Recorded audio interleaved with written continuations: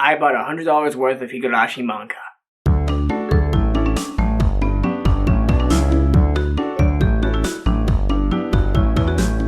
So late at night, I was laying in my bed, scrolling through eBay because why not? This is my first time using a Visa purchase on my own, so I'm like, you know what? This is my own card. It's finally time that I should just buy a simple thing with it. Yeah, a simple like $20 thing, maybe a DVD that I can't find on any other website but eBay, or maybe even a manga. While strolling through, I find this Higurashi Manga set full of just an assortment of manga related to Higurashi for like $150. So I'm like, oh, that's pretty cool. I can't really buy this right now. Like, I don't know if I should, so I just put it on my watch list saying, I'll look after this, but someone else is probably going to grab this before I can. Cue 5 minutes later, I get a message from the seller of the 12th set of Higurashi Manga. Oh my god, I can't believe I'm saying this, but they dropped down the price to like $125. And I'm like, oh, that's pretty cool. And then I realized you can counter offers on eBay. Like, you can make a counter offer saying, instead of paying your amount, I'm gonna pay this amount. Like, maybe a little bit less money for your product that you're trying to sell me at an already lower price. I'm gonna make it lower. So I'm like, oh, I didn't know you could bargain on here. So, being the idiot I am, and not really knowing how to use eBay, I made a counter bargain for $100. They accepted, so I'm like, well, time to just buy the set of manga.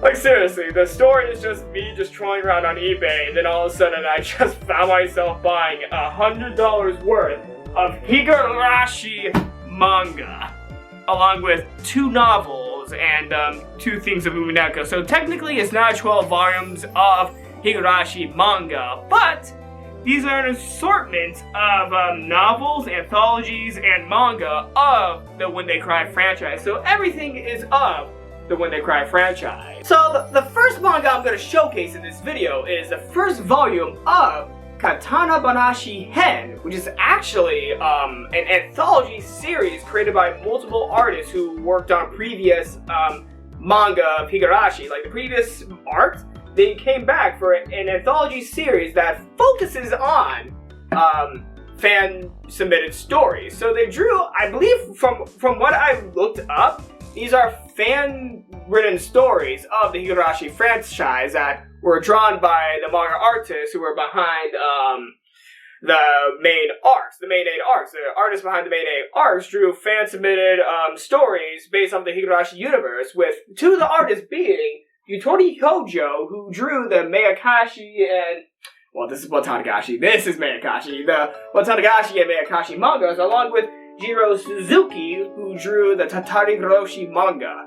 I really enjoyed these 2 artists, so I can't wait to check out these volumes a little bit more and maybe getting a hold of the next 6, since I got volume 1 of 7. So yeah, I'm pretty excited for this one. Like, it's an anthology series made by fans for fans, so what's not to love?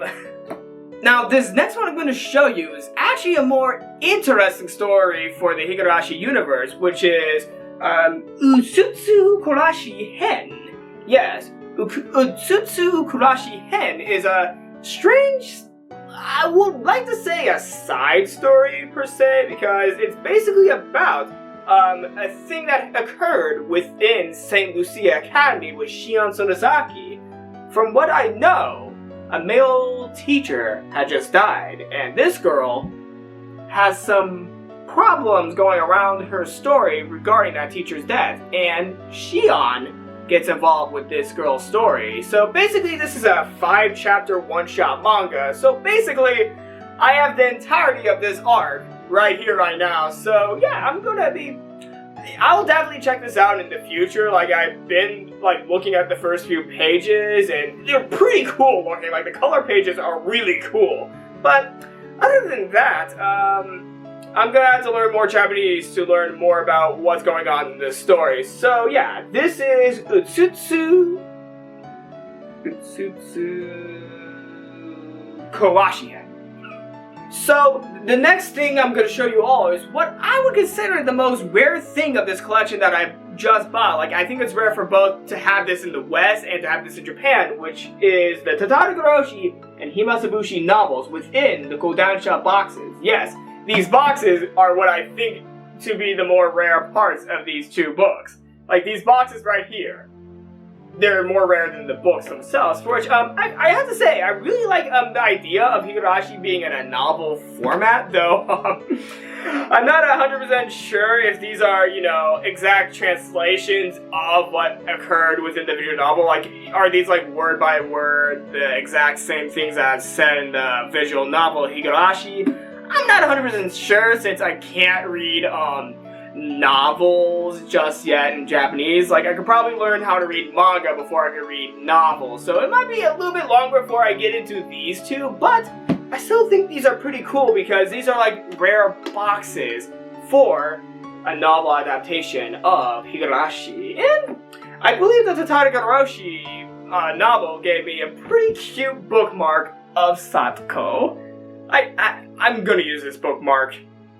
Yeah, I'm using this bookmark for my readings, college readings. Just whip out my Satoko bookmark and I'm all good.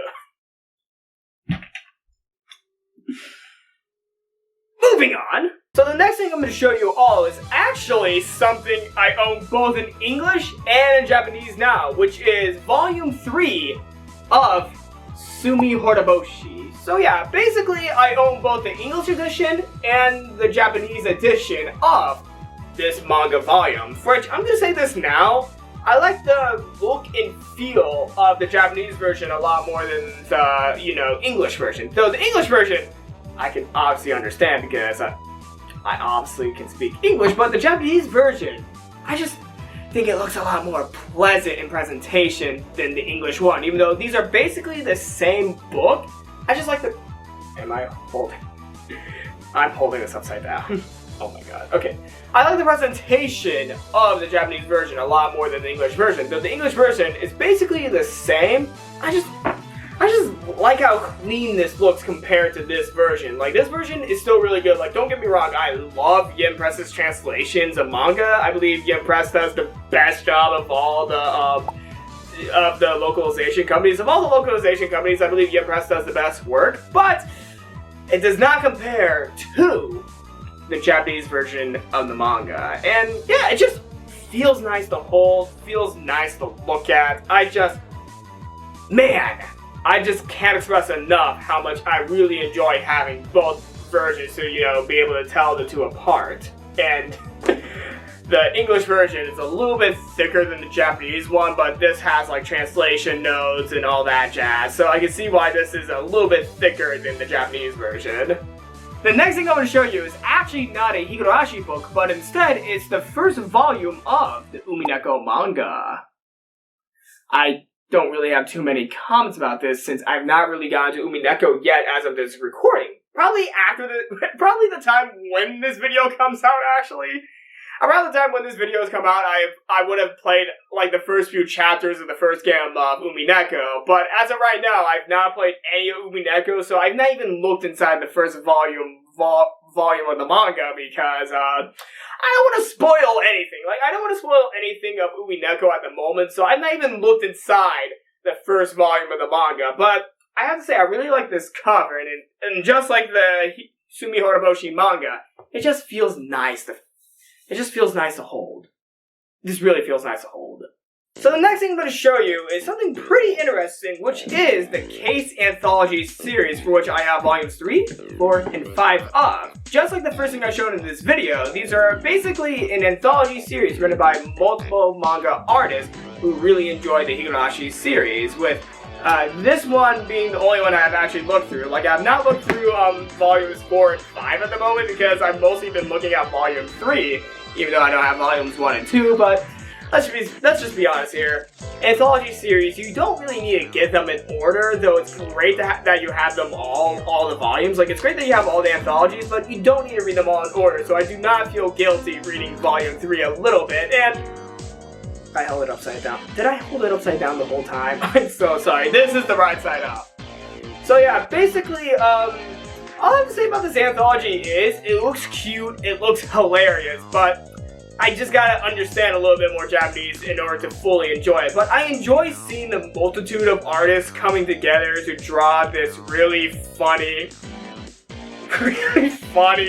really strange anthology manga of Higurashi. I just stumbled across the page of Rena being a dominatrix. Yeah, this is the case study anthology, which was also a part of my $100 purchase, with the last thing I'm going to show you all being the Umineko case anthology, volume 3. So, obviously, as I say this before, I have not looked into this anthology book because, as of this moment, I've barely read anything revolving around Umineko, and I feel like I need to read the entire visual novel again before I can even open one page of this. I feel like the cover of this is already a spoiler because I see a character that looks almost exactly like Rika, but it's probably not Rika. This girl right here looks almost like Rika, and I feel like it's a spoiler to even be looking at her right now, so I'm going to be placing this underneath the pile of the other anthology books, and yeah, with all of that, this is my video of me just showing off what I got within my $100 purchase of objectively rare Higurashi manga.